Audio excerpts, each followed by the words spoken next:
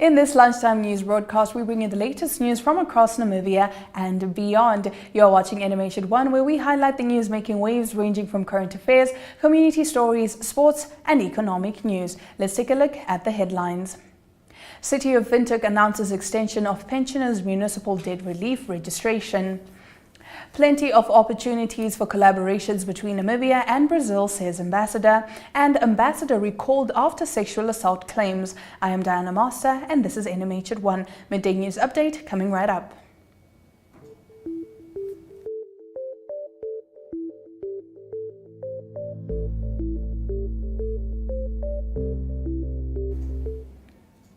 The City of Windhoek has announced the extension of the registration for debt relief and pensioners' municipal debt from the 15th of April to the 31st of May 2024. The registrations will be strictly conducted at the Katutura Customer Care Office on Independence Avenue only during the weekdays from Monday to Friday between 8 a.m. and 4 p.m. No registration will be conducted at the head office as of the 15th of April 2024, City of Windhoek said. Visual News highlights local stories from across Namibia right after the break. Stay with NMH at 1.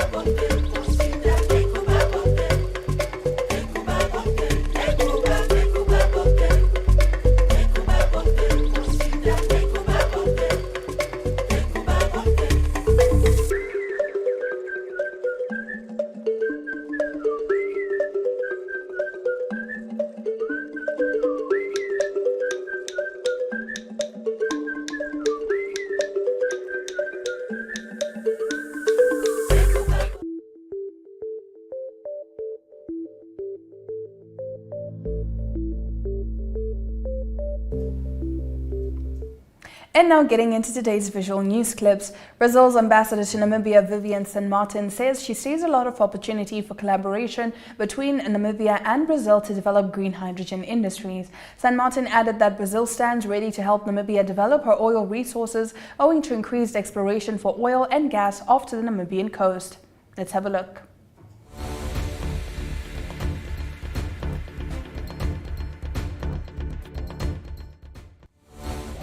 I'm not aware that there is a cooperation in place, but I would love to see it, and I have discussed this with authorities here. We have just to see how we can reach out and start talking to each other. Gas and oil, I think it was in the question as well.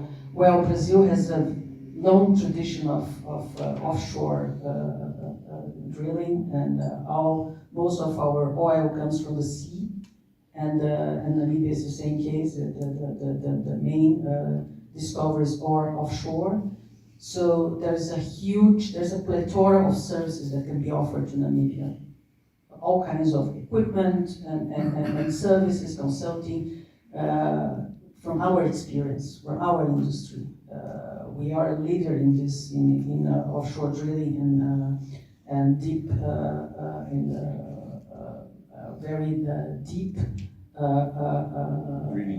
drilling. So this is just some of the examples that I can relate to.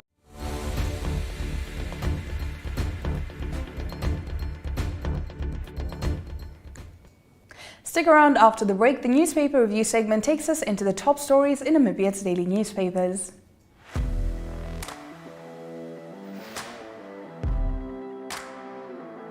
Hello and welcome to today's Sports Rep Show. I am your host, Jesse Jackson Kauraika.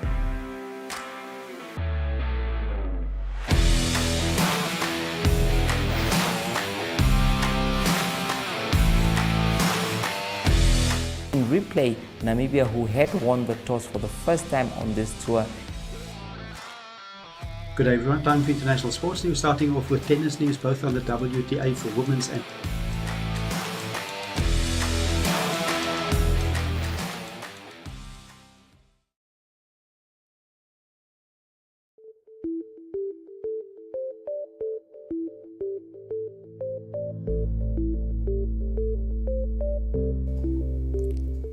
Thank you for staying with NMH at 1. We now take a look at what the lead stories are in Namibia's daily newspapers.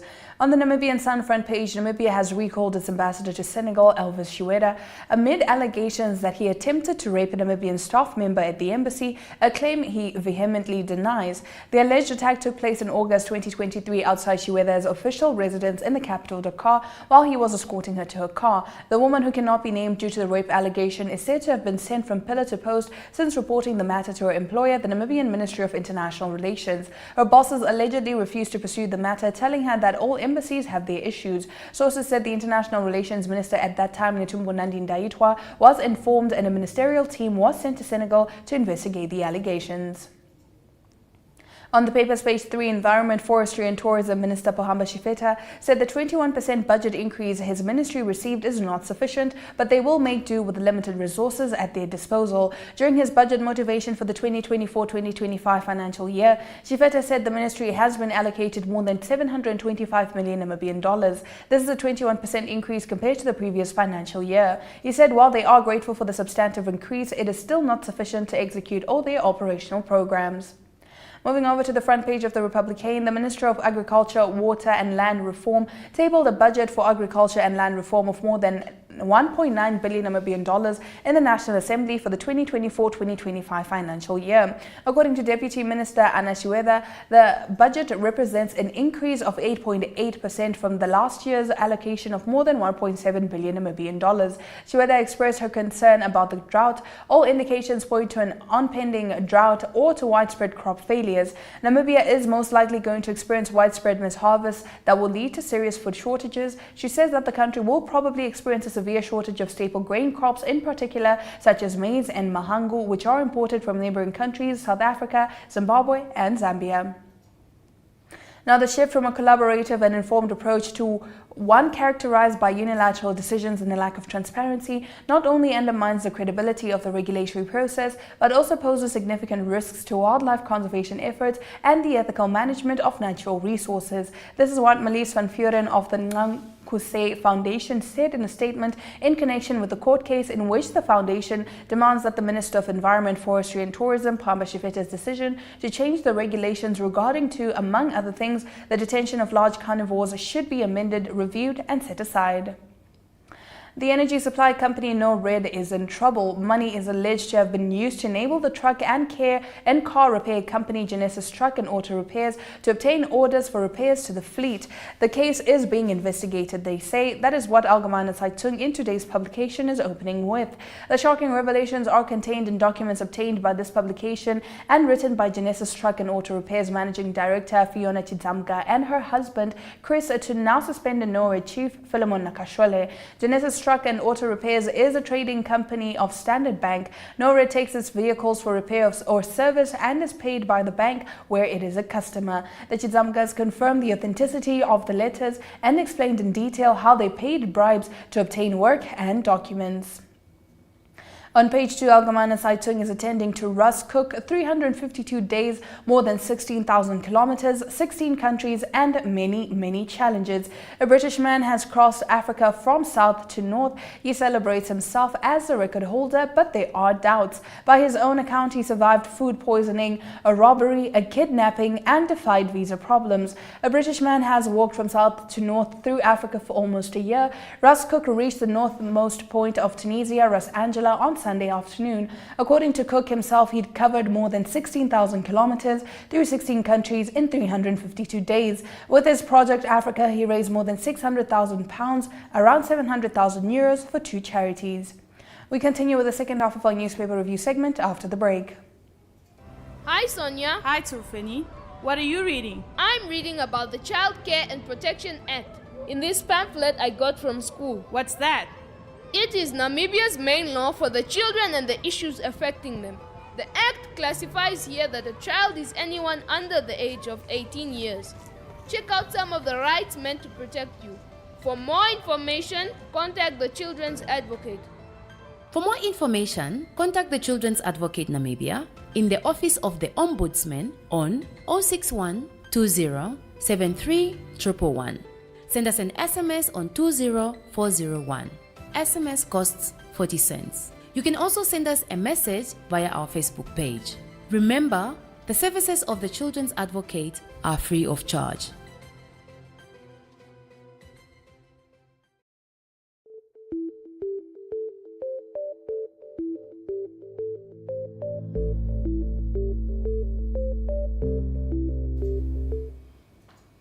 Moving right along with our newspaper review segment, according to the front page of the New Era newspaper, the Office of the Prime Minister provides food assistance to 284,462, inclusive of 33,105 marginalized communities' households through the Drought Relief Program. The latter group is normally catered for by the Social Welfare Ministry. The revelation was made by Prime Minister Sarah Madila this week when she gave a report on how the OPM's budget for the 2023-2024 financial year was executed. During the National Assembly, Madila also wanted buy-in from her colleagues as to why they should support her office's $1.1 billion Namibian budget for the 2024-2025 financial year. During the 2023-2024 financial year, OPM received a budgetary allocation of $1.12 billion, of which $1.1 billion Namibian was exhausted, translating into a budget execution rate of 98.6%.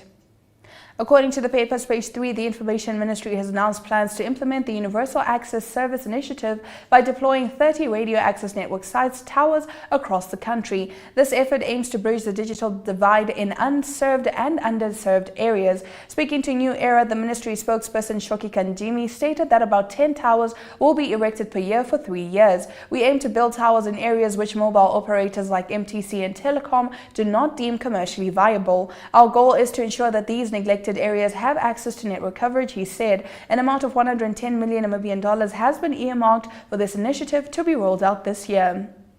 According to MarketWatch, Brazil is keen to cooperate with Namibia regarding the development of a green hydrogen industry locally and in that country. These sentiments were shared by the Brazilian ambassador to Namibia, Vivian San Martin, who is currently leading a delegation of Brazilian investors looking for investment opportunities in Namibia. San Martin said there was huge scope for cooperation as both countries lead efforts to develop their green hydrogen industries. She added that her office would be keen to put an official cooperation in place, highlighting that discussions had been held informally by her office and government representatives on the matter.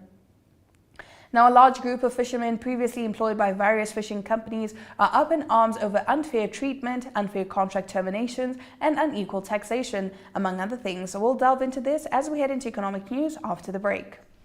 Hallo Namibia, ons is by die kus en ons is lus. By the Easter shark. Okay. Okay, so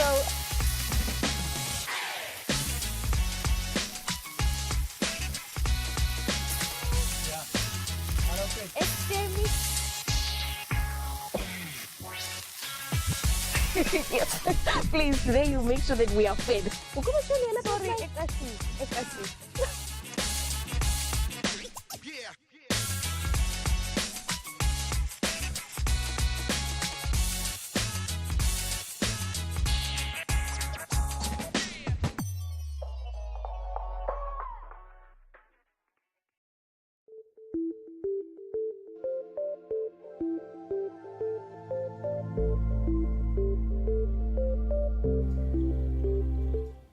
In our economic news, a large group of fishermen previously employed by various fishing companies have protested unfair treatment, unfair contract terminations, and unequal taxation, among other things. The group, known as the Okapale Fishermen, after the Kisabun Stadium in Walvis Bay, where they gather, have written several petitions addressing their concerns. A total of 43 employees recruited by Hangana Seafood claimed they were subjected to unfair contract terminations and unequal taxation. They said they started working on the 6th of March 2023, but were only employed for 4 months. Their contracts ended 31 July 2023, but they were called back to work for another 2 months, they said. According to group spokesperson Theophilus Chilimela, some of them are treated unfairly with disparities in deductions and employment terms. We'll now take a look at the economic indicators just before we get into our African news.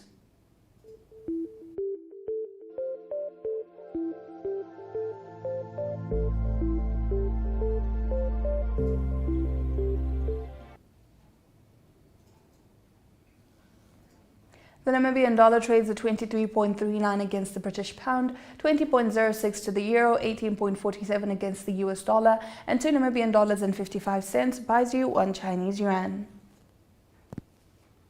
First Rand Namibia Limited stocks took a dip of 0.50%. Letego Holdings and Namibia Breweries Limited stocks both went up by 2.50 and 0.03% respectively, while the rest maintained.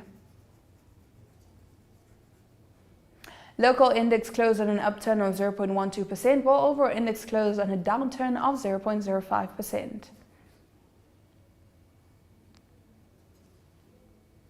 All commodities are up. Gold by 0.87%, now trading at $2,359 per ounce. Neo Paints has established a 67-year Namibian legacy, creating personalized paint solutions that blend quality and innovation for the Namibian people. We pride ourselves in being a 100% Namibian-owned company, investing in our country and our people by employing and empowering true Namibians. With every brushstroke, Neo Paints commits to our quality guarantee and always delivering a coat of excellence. At Neo Paints, we always stay true to our country. We are as Namibian as you.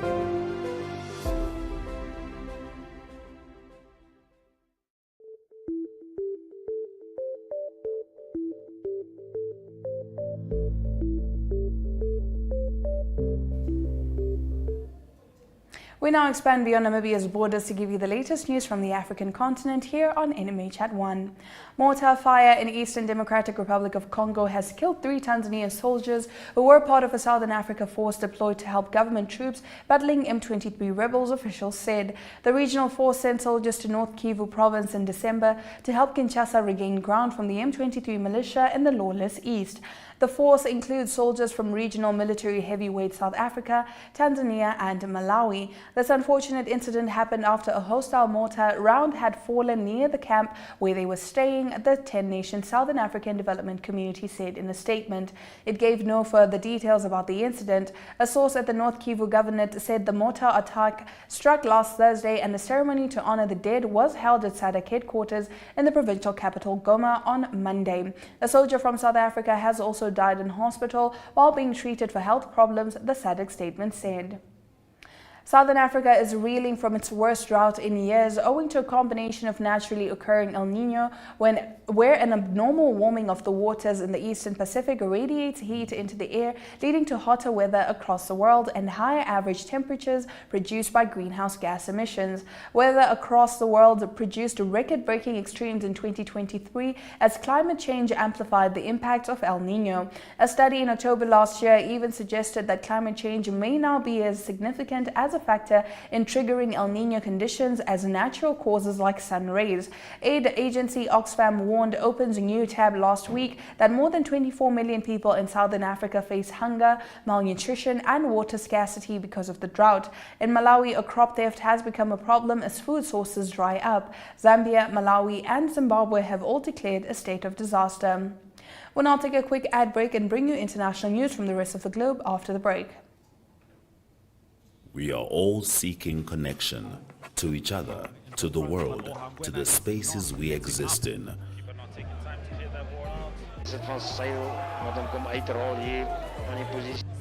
Poor sportsmanship right now from the lads. You might be physically ready, your body is ready, but mentally. Here's another chance and it is a goal from Windhoek.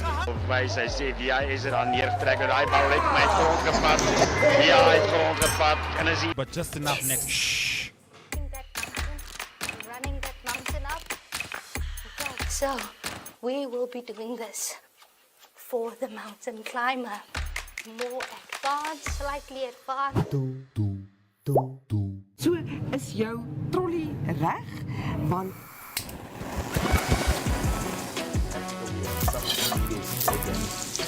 I love that. I love that. So then kickstart our countdown at number 5 with this one.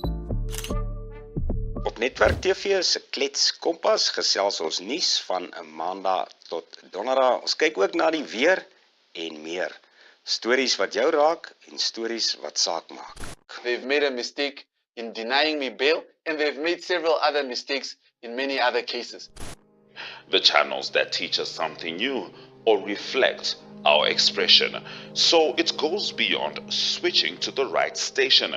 It's about choosing the experience that can adorn the present, dressing it with our tastes as we expand our preferences, because what we are actually connecting to is boundless, limitless human energy.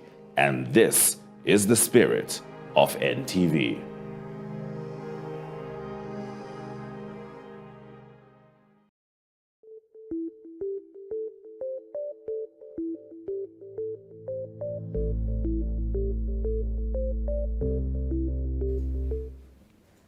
In international news, Russia has lit up to 80% of Ukraine's conventional power plants and half its hydroelectric plants in recent weeks in the heaviest attacks since the war began. Ukrainian Energy Minister German Galunchenko said Monday Moscow has launched almost daily strikes on Ukraine's power grid since late March, causing major blackouts in the northeastern city of Kharkiv. Up to 80% of thermal generation was attacked, more than half of hydro generation and a large number of substations, Galunchenko told journalists in Kyiv. This is the largest attack on Ukraine's energy sector since war began, the minister said. Before Russia's invasion, Ukraine's power generation was fairly evenly balanced between coal, natural gas and nuclear, with a smaller percentage of hydroelectric. The country's largest nuclear power station in Zaporizhzhia has been under Russian control since near the start of the war. Now, the EU is confronted with 821 very dangerous criminal gangs whose bosses issue orders from as far as Dubai or South America, Europol said Friday in a comprehensive report. The organizations, mostly dealing in drugs, especially cocaine, have not only spread their tentacles into front businesses such as property, construction, trucking and nightclubs, but are also threatening or bribing prosecutors and judges, it said. Authorities said they intend to crack down on the criminal web by mapping it out and enhancing law enforcement coordination across the 27-member bloc. The 51-page report by the Hague-based law agency gives a first-ever in-depth analysis of the criminal challenge EU law enforcement faces. The majority of Europe's most dangerous gangs focused on drug smuggling, cocaine, cannabis, heroin, and synthetic drugs, and operations were most often located in Belgium, Germany, Italy, and the Netherlands and Spain. Other activities were extortion, racketeering, and migrant and gun smuggling. Stay with us. News from the world of sport follows right after this break. Hi, Kambaripa. Hi, Melissa. You look upset. Is everything okay? A healthcare worker refused to attend to me because I visited the healthcare facility without a guardian. Healthcare workers are not allowed to do that. This sounds like a job for your shield of survival. Huh? Your rights, they're your superpowers. Your shield of survival is your right to life, health, nutrition, shelter, and an adequate standard of living. For more information, contact the Children's Advocate Namibia in the Office of the Ombudsman on 061 20 73 111. Send us an SMS on 20401. SMS costs 40 cents. You can also send us a message via our Facebook page. Remember, the services of the Children's Advocate are free of charge.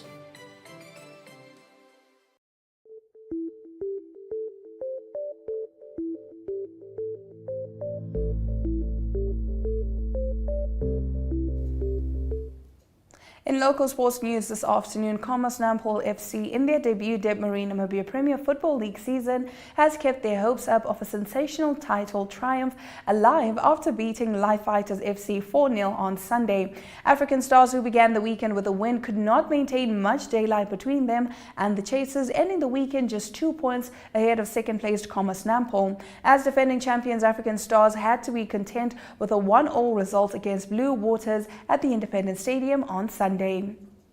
The nominees for the category of the Men's Goalkeeper of the Year at the inaugural 2023 Awards of COSAFA, Confederation of Southern African Football Associations, have been unveiled. The winner will be announced at a gala awards ceremony in Durban on the 19th of April, with a panel of judges from across the region having assessed their performances for the period of January 1st to December 31st, 2023. The judging covers their form for club and country. The three nominees are as follows in alphabetical order: Lloyd Kathapua from Chippa United and represents Namibia, Lawrence Malenga from Power Dynamos and represents Zambia, and Ronwen Williams from Mamelodi Sundowns and represents South Africa.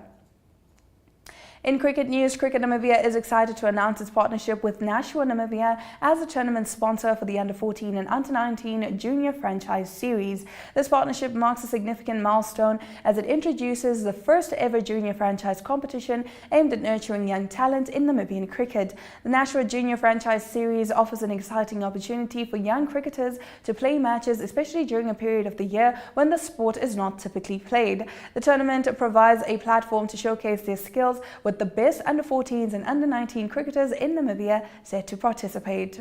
Right after this, we get into international sports news.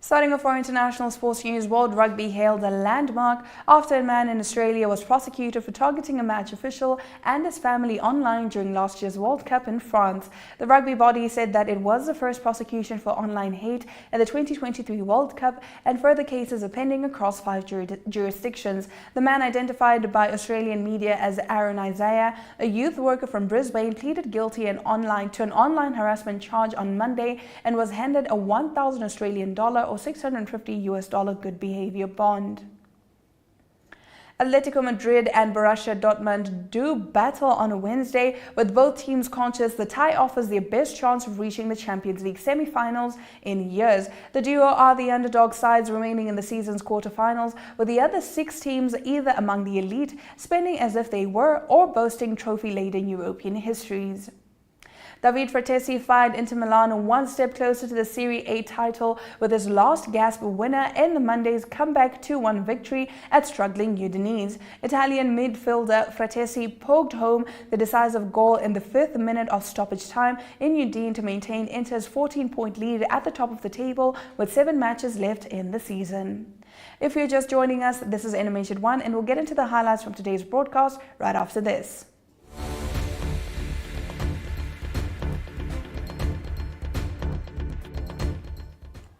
We now take a look at the highlights from today's broadcast.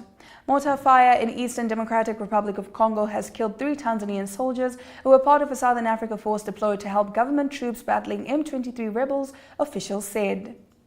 In international news, Russia has lit up to 80% of Ukraine's conventional power plants and half its hydroelectric plants in recent weeks in the heaviest attacks since the war began. And in local sports, Brave Warriors Lloyd Kavapua has been nominated in the category of the Men's Goalkeeper of the Year at the inaugural 2023 Awards of COSAFA. The judging covers their form for club and country, with Kavapua representing Chippa United and Namibia. Do remember, NMH at 1 streams live every weekday at 1 p.m, sharing the latest news in Namibia and beyond. From all of us in studio, happy Tuesday.